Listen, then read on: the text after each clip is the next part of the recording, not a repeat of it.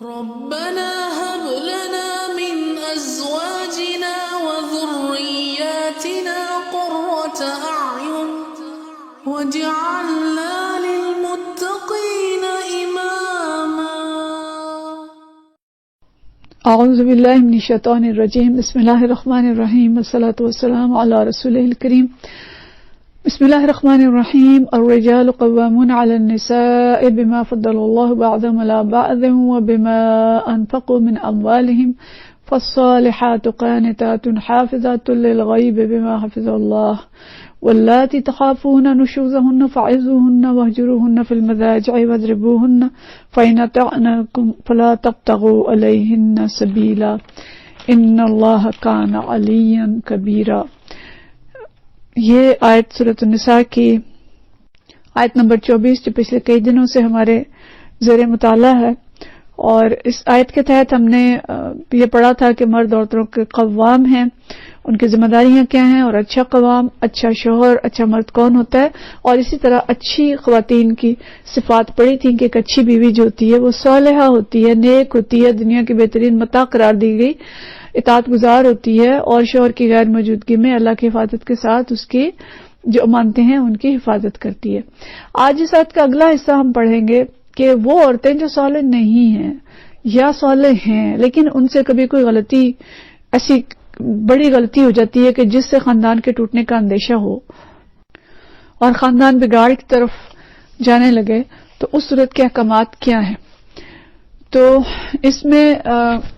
جن عورتوں کا متعلق ذکر کیا گیا ہے ترجمہ اس طرح سے ہے کہ جن عورتوں سے تمہیں سرکشی کا اندیشہ ہو، واللاتی تخافون نشوزہن، جو عورتیں نشوز کریں تو انہیں سمجھاؤ، خوابگاہوں میں ان سے علیحدہ رہو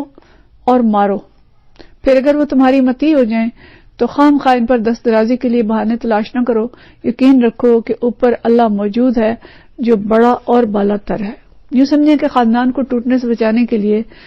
آخری احکامات ہیں جو ان آیات میں آیت نمبر 34 اور 35 ہم آگے پڑھیں گے اس میں دیے جا رہے ہیں. اور سابقہ لیکچرز میں ہم نے بڑی اچھی طرح سے اللہ تعالیٰ کی جو اسکیم تھی خاندان کے بارے میں اس کو سمجھا تھا، اور اس کے تحت دلوں کے اندر ایمان راسخ کیے گئے، اور خطبہ نکاح کی صورت میں زوجین کو تقویٰ کی ہدایت کی گئی اور قولاً سدیدہ کی ہدایت کی گئی، فضول باتوں سے اجتناب کی ہدایت کی گئی، اور خاندان کی تنظیم اور اس کے اندر جو ذمہ داریاں عورتوں اور مردوں کی وہ خود اللہ تعالیٰ نے لگائی. اس کے ساتھ ساتھ ہم نے دیکھا کہ خاندان کے گرد ایک حفاظتی انحصار اللہ تعالیٰ نے قائم کیا ہے. سورہ نور اور سورہ احزاب کے احکامات کی صورت میں نیک مرد و خواتین ان احکامات کو سمجھ لیتے ہیں اور ان کے اندر اس درجے کا بگاڑ نہیں آتا کہ خاندان کے ٹوٹنے کی نوبت آ جائے. لیکن اگر کہیں میاں بیوی کے تعلقات میں خرابی آ جائے تو یہ بھی ہم پیچھے پڑ چکے ہیں کہ پہلا حکم جو ہے وہ معاف کر دینے کا ہے، اور خاندان جس طرح کا اخلاقی ادارہ ہے اس میں 3 دفعہ کہا گیا تھا کہ نظر انداز کرو، معاف کرو تو اللہ تعالیٰ تمہیں بھی معاف کرے گا. اب یہاں جو احکام ہے وہ یہ ہیں کہ اگر معاملہ زیادہ بگڑ جائے تو تادیبی احکامات آتے ہیں، اور اس میں یہ ہے کہ اگر کوئی سرکشی کرتا ہے، خاص طور پہ اگر عورت سرکشی کرتی ہے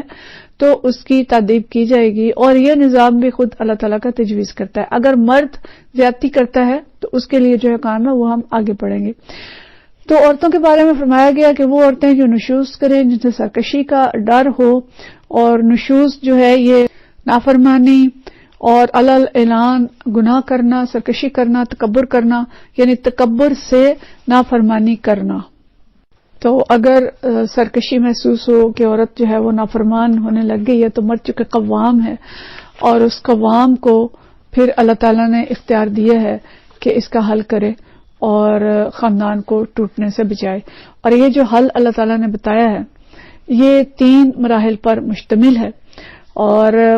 پہلا مرحلہ اس کا یہ ہے کہ فاعظوہن، ان کو سمجھاؤ. شوہر کو ہدایت کی گئی ہے کہ مہذب طریقے سے بیوی کو سمجھائے، یعنی اگر عورت کی طرف سے کوئی سرکشی نظر آ رہی ہے تو پہلے قدم پہ اس کو اچھے طریقے سے سمجھایا جائے. اور یہ حقیقت ہے کہ جو صالح مرد ہیں وہ پر حکمت طریقے سے بیویوں کو سمجھا لیتے ہیں، اور یہ چیزیں ہمارے معاشرے کے اندر موجود ہیں. ہم دیکھتے ہیں کہ بعض ایسی خواتین جو سرکش ہوتی ہیں لیکن مرد ان کے ساتھ نبھا بھی کرتے ہیں اور وقت کے ساتھ ساتھ ان کو سمجھا بھی لیتے ہیں. تو عورت کو سمجھانے کے تمام طریقے اختیار کرے لیکن اس میں یہ ہم نہ ذہن میں رکھیں کہ جی جیسے 3 مرحلے دیے گئے ہیں تو آج سمجھائے گا اور شام تک نہیں مانے گی تو دوسرا مرحلہ آ جائے گا اور کل تک تیسرا مرحلہ آ جائے گا. ایسا نہیں ہے کہ اس میں مہلت دی جائے, وقت بھی دیں اس کو سمجھانے کے لیے. دیکھیں دین کو سمجھنے اور سیکھنے اور اپنی اصلاح میں کتنا وقت لگتا ہے, اور اپنے خاندان کا مستحکم کرنا تو ایک بڑا مقصد ہے. تو اس مقصد کے لیے جو اچھے شوہر ہوتے ہیں وہ عورت کو اصلاح کا موقع دیتے ہیں, اس کو وقت دیتے ہیں اور اس کو اچھے طریقے سے سمجھاتے ہیں کہ جس سے دین کی اسے سمجھ آ جائے اور جو معاملات ہیں وہ اپنے ہی اندر دونوں ازواج ہیں ان کو حل کر لیں. عورت زندگی کی ساتھی ہے تو ایسا نہیں کہ اس کو چھوڑ دیا جائے تھوڑی سی بات پہ,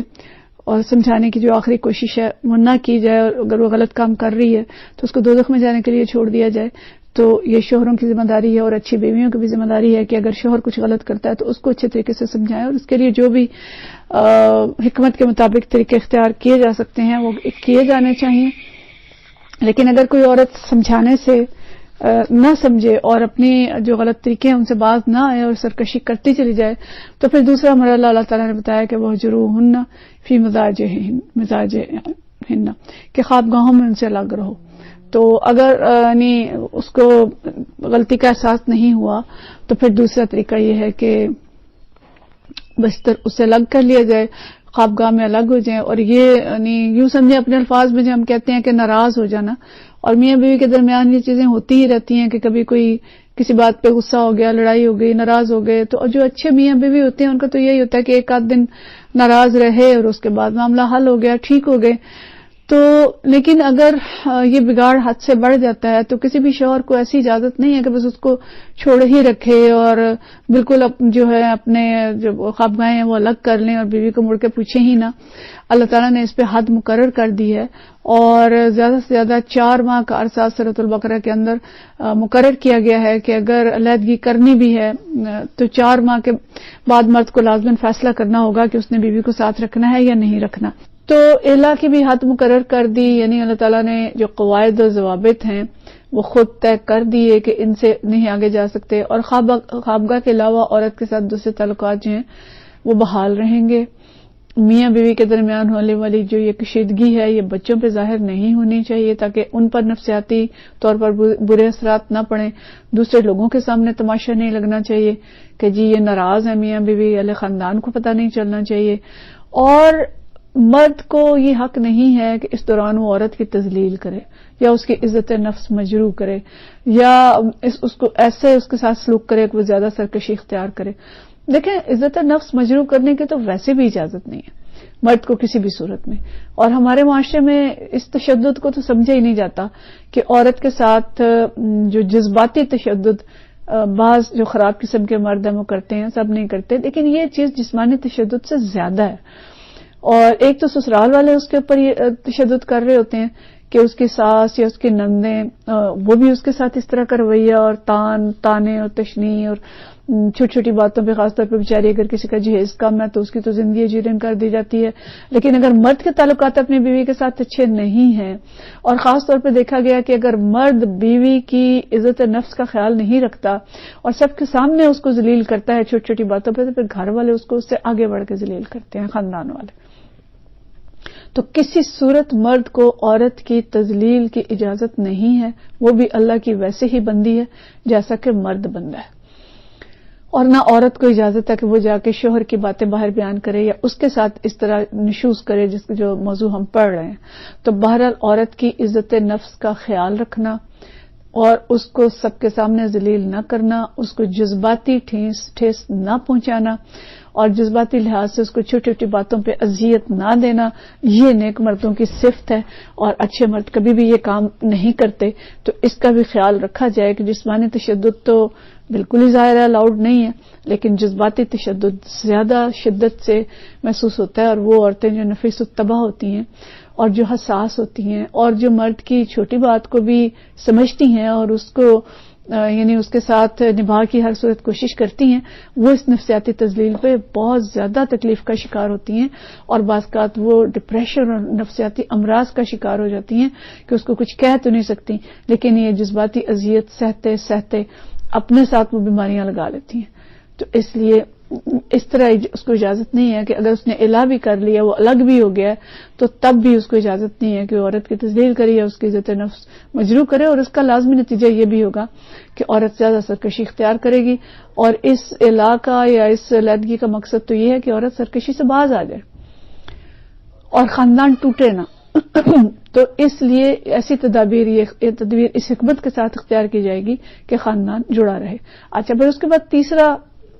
قدم جو انتہائی قدم ہے اور قدر سخت تدبیر ہے، اور وہی ہے وَاضْرِبُوهُنَّ، کہ انہیں مارو۔ اب یہ مار اس لیے نہیں ہے کہ عورت پہ تشدد کیا جائے گا، اس کو سزا دی جائے گی یا اسے کوئی انتقام لینا مطلوب ہے، یا مرد اپنا غصہ عورت پہ نکالے گا، اور نہ یہ مار تذلیل اور توہین اور تحقیر کے لیے ہے، بلکہ یہ سزا جو ہے یہ اصلاح کی خاطر ہوگی، اور اس کے اندر بھی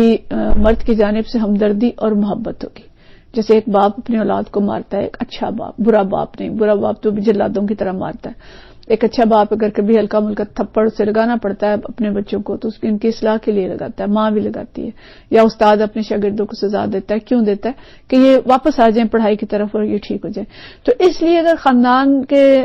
جو دونوں فریقین ہیں ان کے درمیان اگر اس طرح کا نزاع ہو گیا، جب پہلے دو سٹیجز سے پورا نہیں ہو رہا، ٹھیک نہیں ہو رہا، تو پھر تیسرے مقصد کی طرف جانے کی اجازت ہے۔ اچھا، اب یہ جو تیسرا حصہ ہے اس پہ کفار نے تو جو طوفان اٹھانا تھا وہ اٹھایا، لیکن خود ہمارے جو ذہنی غلام مسلمان ہیں وہ بھی اس پہ بہت لے دے اور اس پہ بہت زیادہ بات کرتے ہیں، ہائے اللہ قرآن میں یہ آیت کیوں آ گئی، اور یہ آیت تو ایسی آیت ہے جو عورتوں کے حقوق کو سلب کرتی ہے اور مرد کو اس بات پہ ابھارتی ہے کہ وہ عورت پہ تشدد کرے۔ تو دیکھیں، یہ خالق اور مالک کا حکم ہے، یہ میرا اور آپ کا بنایا ہوا قرآن نہیں ہے، اور ہم یہ دیکھ چکے ہیں کہ قرآن جو ہے یہ کیا ہے، یہ یوزرز مینول ہے، کہ جو بنانے والا ہے اس نے جو مزاج بنائے تھے ان مزاجوں کے مطابق اس نے احکامات اس قرآن کے اندر دی ہیں۔ ہمیں اس وقت کسی معذرت کی ضرورت نہیں ہے، یہ ہمارے رب کا حکم ہے، اور وہ رب ہے، وہ خالق ہے، وہ مالک ہے جو انسان کی، عورت اور مرد دونوں کی جو نفسیات ہے اس کو سمجھتا ہے، وہ اپنے مخلوق کے حال سے اچھی طرح باخبر ہے، وہ علیم ہے اور وہ خبیر ہے۔ اس کے بات پہ آ کے قیل و قال کرنا، اس پہ شرمندہ ہونا، اس پہ معذرت کرنا، اس کی غلط تعویلیں کرنا، یہ سرکشی ہے، اور یہ اس قسم کی جو باتیں ہیں ہمیں دائرہ ایمان سے خارج کر سکتی ہیں۔ اس طرح کے واقعات بھی ہوئے ہیں۔ ایک جگہ پہ مجھے پتا چلا کہ ایک جگہ پہ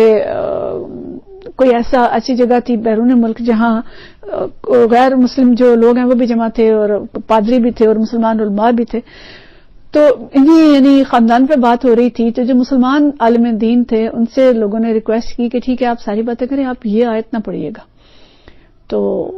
مسلمان سارے مروب ہوتے ہیں، ذہنی مروب ہیں، تو انہوں نے یہ آیت نہیں پڑھی اپنی تقریر کے دوران۔ اس کے بعد جب جو غیر مسلم عالم تھا، پادری تھا یا کون تھا، اس کی باری آئی اور اس نے اپنی تقریر کے اندر یہ کہا کہ آج مجھے بہت خوشی ہوئی ہے کہ مسلمانوں کو اس چیز کا خیال آ گیا کہ انہیں بھی قرآن کے اندر امینڈمنٹ کرنی چاہیے، اور ان کے قرآن کے اندر تبدیلی کی ضرورت ہے اور انہیں تبدیلی کرنی چاہیے۔ تو آج یہ جو عالم دین ہیں انہوں نے اس آیت کو اسکپ کر دیا، گویا آپ کو احساس ہو گیا کہ یہ جو آیت ہے قرآن کے اندر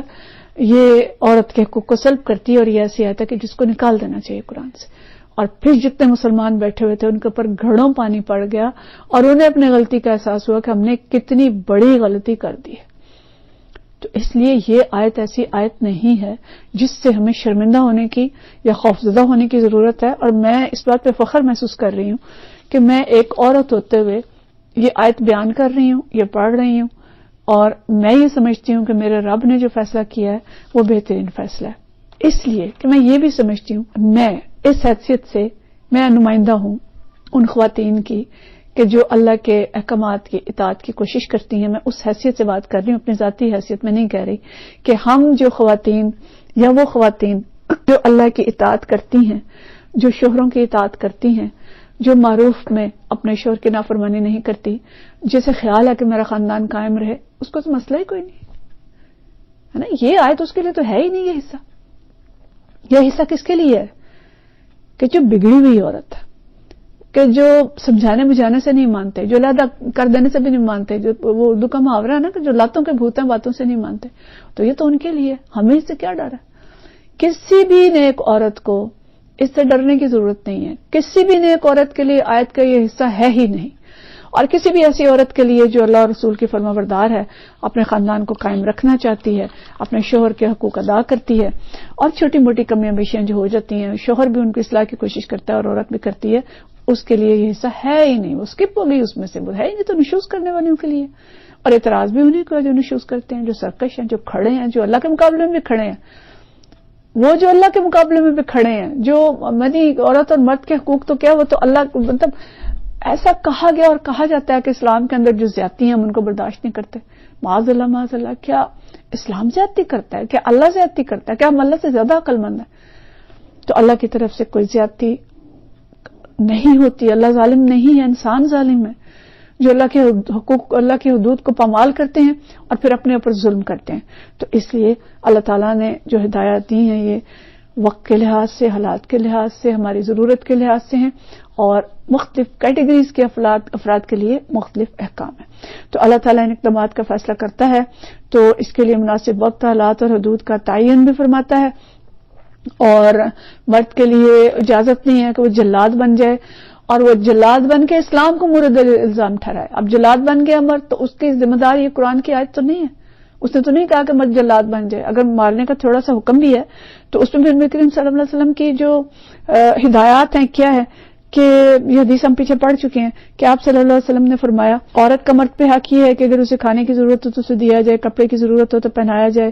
اسے چہرے پر نہ مارا جائے، چہرے کو نہ بگاڑا جائے، اور اس کو صرف گھر کے اندر خوابگاہ سے علیحدہ کیا جائے۔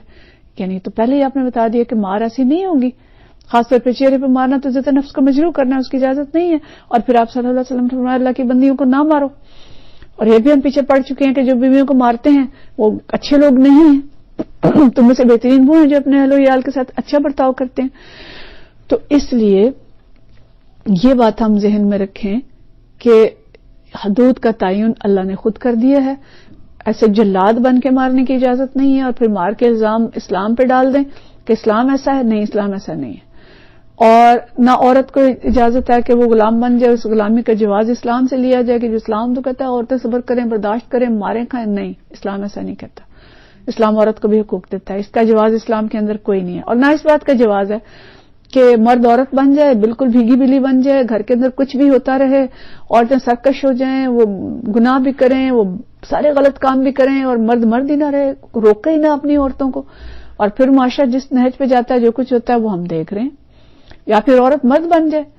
اور وہ کمانڈ سنبھال لے، اور پھر جو خرابیاں ہوں گی وہ بھی ہم دیکھ رہے ہیں۔ تو یہ سب کچھ جو ہیں یہ نہ تو مطلب جاہلیت میں ان کی اجازت تھی اور نہ ترقی کے نام پہ ان کی اجازت ہے کہ دین کے دائرے سے نکل جائیں کہ ہم تو جی بڑے ترقی پسند ہیں، اسلام سے زیادہ ترقی پسند مذہب اور کوئی نہیں ہے۔ بہرحال تو یہ ہدایات جو ہیں آخری ہدایت ان عورتوں کے لیے جو نفسیاتی مریض ہیں اور سیدھی طرح سے نہیں مانتی، تو ان کے لیے ہلکی مار اور ایسی مار جو اصلاح کے ساتھ ہو، اور اصل میں چیز کیا ہے کہ ان کو ڈر ڈالا جائے کہ وہ غلط کام نہ کریں اور اس سے باز آ جائیں۔ پھر اللہ تعالیٰ فرماتا ہے کہ فَإِنْ أَطَعْنَكُمْ فَلَا تَبْغُوا عَلَيْهِنَّ سَبِيلًا، پھر اگر وہ تمہاری مطیع ہو جائیں تو خام خواہ ان پر دست درازی کے بہانے تلاش نہ کرو۔ مقصد کیا ہے؟ اطاعت، اور ایسی اطاعت جس کے لیے عورت خود آمادہ ہو جائے۔ ڈنڈا سر پر رکھ کے اطاعت نہیں کروائی جا سکتی، اور اس ڈنڈے کے ذریعے اطاعت سے کوئی مضبوط خاندان وجود میں نہیں آ سکتا۔ اگر وہ مان گئی ہے اور اطاعت پہ آمادہ ہو گئی ہے، خاندان قائم رہ سکتا ہے، صرف دھمکی سے ہی مان جائے تو بس دھمکی سے کام چلایا جائے گا۔ لیکن اگر کوئی زیادتی کرتا ہے تو پھر اللہ تعالیٰ کہتا ہے کہ تمہیں اس دست درازی کی کوئی اجازت نہیں ہے، اور اگر تم دست درازی کرتے ہو تو ان اللہ کان علیہ کبیرہ، تو اللہ تمہارے پر موجود ہے جو بڑا اور بالاتر ہے۔ تو پھر اللہ تعالیٰ، جیسے ہم نے بالکل خطبہ نکاح میں بھی دیکھا تھا کہ پھر اللہ خود موجود ہے اور اللہ دونوں کو دیکھ رہا ہے، اور اللہ ایسے مردوں کو بھی سزا دے گا جو کہ جان بوجھ کے دست درازی کرتے ہیں اور زیادتی کرتے ہیں۔ تو یہ اسکیم ہے اسلام کا پہلا درجہ خاندان کو قائم رکھنے کے لیے کہ میاں بیوی اندر سے اصلاح کی کوشش کریں، معاملات باہر نہ جانے دیں، اور پہلے ایک دوسرے کو سمجھا بجھا کے معاملہ حل کریں، بستر سے علیحدہ ہو جائیں۔ اور تیسری چیز آتی ہے پھر کہ اگر عورت زیادہ سرکش ہو گئی ہے تو مرد تدبیر جو اختیارات ہیں ان کو استعمال کر سکتا ہے۔ پھر اگلا مرحلہ آتا ہے کہ اگر دونوں آپس میں نہیں اصلاح کر سکے پھر کیا کریں؟ پھر اللہ کہتا ہے کہ فإن خفتم شقاق بينهما فابعثوا حكما من بينهما فابعثوا حكما من أهله وحكما من أهلها، کہ اگر تم لوگوں کو ان میاں بیوی کے درمیان تعلقات ٹوٹ جانے کا اندیشہ ہو گیا ہے تو پھر ایک حکم مرد کے رشتہ داروں میں سے اور ایک حکم عورت کے رشتہ داروں میں سے، یہ آخری کوشش ہے کہ وہ دونوں پھر بیٹھیں گے اور اصلاح کرنا چاہیں گے تو اللہ ان کے درمیان موافقت کی صورت نکال دے گا. اللہ سب کچھ جانتا اور باخبر ہے. تو ایک ثالث مرد کی طرف سے اور ایک ثالث عورت کی طرف سے مقرر ہوگا اور دونوں مصالحت کرانے کی کوشش کریں گے. وہ دونوں آپس میں فریق بن کے نہیں آئیں گے کہ وہ خود بس ایک مرد کا جو ثالث ہے وہ مرد کی وکالت شروع کر دے اور جو عورت کا ثالث ہے وہ عورت کی وکالت شروع کر دے اور دونوں آپس میں لڑنا شروع کر دیں. یہ مقصود نہیں ہوگا. یہ لوگ ٹھنڈے دل سے ٹھنڈے ماحول میں بیٹھیں گے، اپنے ذاتی میلانات کو سامنے نہیں رکھیں گے اور ایک دوسرے کے نہیں اپنے فریق کے مفادات کو سامنے نہیں رکھیں گے بلکہ خاندان کے مفاد کو سامنے رکھیں گے اور دونوں خاندان کی شہرت اور عزت کا بھی خیال رکھیں گے. اگر ان کے چھوٹے بچے ہیں تو ان کی فکر کریں گے اور اپنے دل سے یہ خواہش نکال دیں کہ ان میں سے کون سا فریق کامیاب رہتا ہے، کہ مرد کا یہ رشتہ دار سوچے کہ مرد کامیاب ہو جائے اور عورت کا رشتہ دار سوچے کہ عورت کامیاب ہو جائے، تو گویا وہ ثالث نہیں ہے. تو ثالث جو ہیں وہ زوجین کے مفادات، بچے کے مفادات اور ادارے کے مفادات کا خیال رکھیں اور آخر حد تک ادارے کو جوڑنے کے لیے بہترین تدابیر کریں. اگر وہ دونوں اصلاح کرنا چاہیں گے تو اللہ تعالیٰ ان کے درمیان موافقت کی کوئی صورت نکال دے گا اور جو بھی نتائج نکلیں گے اس خاندان کے حق میں اللہ تعالیٰ بہتر کرے گا. ان اللہ کان علیم خبیرہ، اللہ سب کچھ جانتا ہے اور باخبر ہے. تو مطلب یہ ہے کہ یہ جو چیپٹر ہم نے پڑھا، اسلام زوجین کے درمیان اس خاندان کو اتنی اہمیت دیتا ہے کہ آخر حد تک اس کو ٹوٹنے سے بچاتا ہے. لیکن اگر پھر بھی نوبت آ جاتی ہے علیحدگی کی تو پھر مرد کے لیے طلاق اور عورت کے لیے خلا کی صورت ہے، جس کو ہم انشاءاللہ کل کے درس میں دیکھیں گے. لیکن اسلام کی خواہش، اللہ تعالیٰ کی خواہش یہ ہے کہ پہلی سٹیج پہ ہی معاملات جو ہیں وہ ٹھیک ہو جائیں اور آخری سٹیج تک نوبت نہ پہنچے. وآخر دعوانا ان الحمدللہ رب العالمین.